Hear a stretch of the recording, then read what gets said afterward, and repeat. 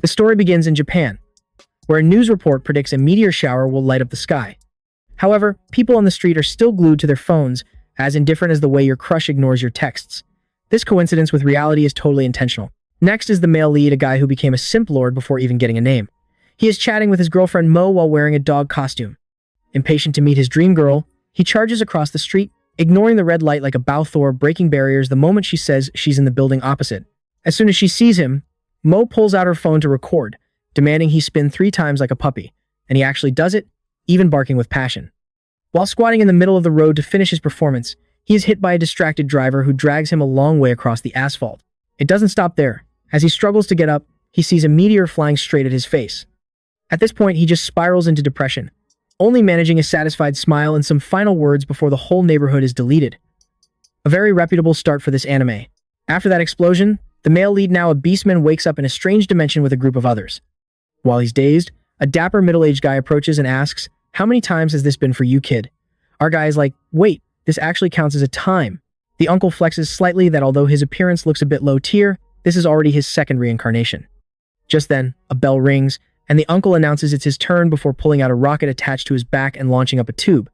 Our lead just finishes being impressed when a rocket automatically grows on his back too. At the end of the path is a divine auction room. The dapper uncle from earlier is put up for sale for a chance at reincarnation, but none of the gods bother to close the deal. In the end, the uncle is locked in a pod and shaken violently until he turns into a blob of probiotic mud, officially receiving a ticket to be the lowest creature in the food chain. The male lead witnesses everything before accidentally falling into the middle of the auction floor. The host introduces him as a reincarnator from Earth, making the gods excited to outbid each other.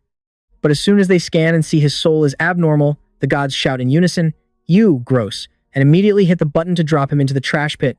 He lands on a conveyor belt leading to a candy city. Entering the main castle after passing through a narrow hallway, he encounters a goddess. The moment he sees her, his clueless blood rises. He immediately falls into the trap of love and rushes over to sniff her like a puppy. Seeing this guy as a bit of a pervert, the goddess threatens to banish him into the darkness of lost souls. Our guy gets so scared he finally sits still. She proudly shows off her wings to prove her divinity. The lead flatters her a bit, then casually asks for her 3-round measurements, forcing her to use a power cable to give him a warning zap. The goddess replays his life before he died. He immediately enters lawyer mode, accusing her of secret filming and violating the law, but she stays indifferent, saying laws don't apply to gods. He then takes the chance to ask if he can touch her, forcing her to threaten to countersue. Truly, the god has the power, and he only has the right to remain silent. The goddess offers her condolences that he is truly logged out. The screen shows the scene of him running to Mo, only to see her standing with her actual boyfriend. He adds that he wore the dog suit and walked from Okutama, got mauled by a bear, caught in a construction explosion, and chased by the Yakuza for pushing their boss, before finally getting hit by a truck and then a meteor. After reviewing this top-tier profile, the goddess exclaims, "Are you a cartoon character?" She explains this is a waiting room for those who died unfairly, and he can reincarnate anywhere. Saying this, she locks him in a sphere and begins the procedure to have him reincarnated again. But unfortunately, the male lead's personality is still permanently clueless. He keeps rolling around playfully inside the sphere, making the goddess lose her temper and threaten to turn him into a parasite that lives for 10,000 years. Hearing that, our guy finally mutes himself and obediently picks his next life on a tablet. He wonders why he can choose freely instead of being forced like other stories, and the goddess takes the chance to self-flex, claiming she's the most psychological and cool god here. She confirms he can pick any life, but follows up with a shook announcement. The top-tier roles have very long waiting lists because the number of Thor wanting to reincarnate is as massive as an army. To help him quickly log out to a new world, she suggests a transfer student role in an unfinished world, but the lead gets demanding and asks for something else. So both of them look at a high-status shield hero role. He likes it immediately, but the price to pay is waiting 50,000 years for a turn. Our guy gets angry and starts kakia. The people waiting for that role is a bunch of weirdos. The goddess strips off the cool armor and finds him an NPC villager role that only repeats one line. But even this requires a 500-year wait, a number that makes any normal person faceplant. She explains that the pink worlds are always sold out, while the harsh roles have quick openings. For example, a useless hero role laughed at by the whole world only has a 5-minute wait.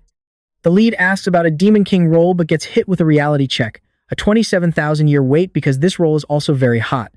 He asks for defeated Demon King or early surrender Demon King, and the wait time drops to 8 minutes, just slightly longer than the useless hero. After a while of struggling, the goddess suggests he go Bin Jung style, pick something no one would think of like inanimate objects, a sword, a shield, or a vending machine. Seeing the goddess lose patience because she's busy watching a movie and threatening to turn him into bacteria if he makes her late, the lead makes a shocking decision.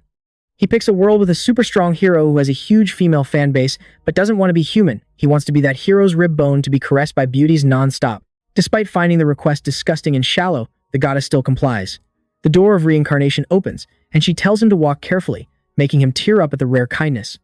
But as soon as he takes off, the machinery short-circuits and shocks him.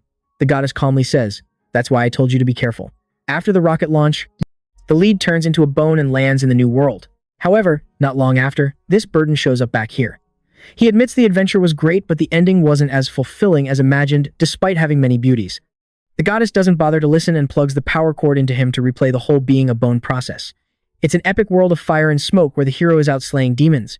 The lead describes the feeling as great because he sensed the battle from the most realistic perspective. He even proudly freezes the frame to show the goddess his position among the hero's ribs. The movie continues with the scene of the hero winning and being surrounded and caressed by beauties just as he wished, making the goddess start to question her own profession. The lead smugly brags to the goddess that it was the best feeling in both his lifetimes. Fed up, the goddess tries to pull the plug from his head, but our guy keeps talking non-stop. He points to one girl in the harem and says she is his type. Since he sees the hero doesn't pay attention to her, he gets the idea to confess. This leaves both the hero and that beauty in utter confusion.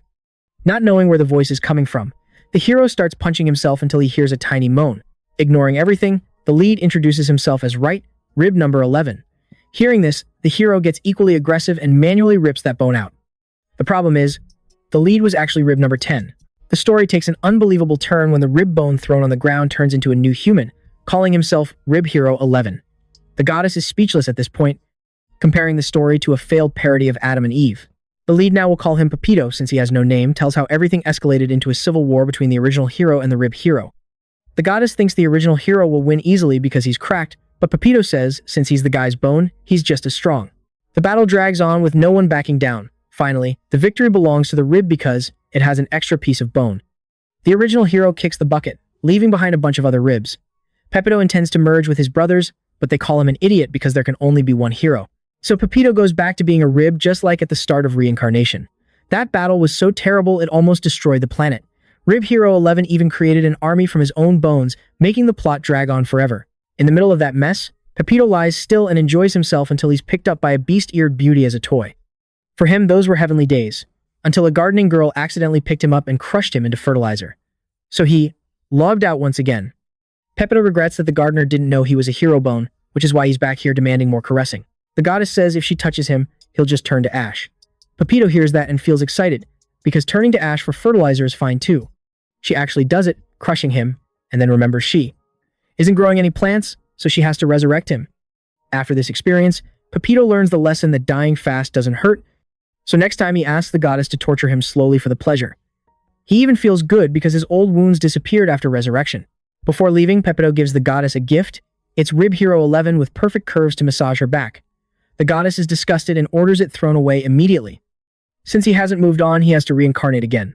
This time out of ideas, both use the mystery box for the undecided. The goddess makes him shake a half-eaten box to choose his fate. Despite doubting this mindless box under her threat, he has to follow. The result? A ball falls out, he will reincarnate as a hermit crab. If you've watched this far, don't forget to like and subscribe to follow the next episode's developments. Peace out.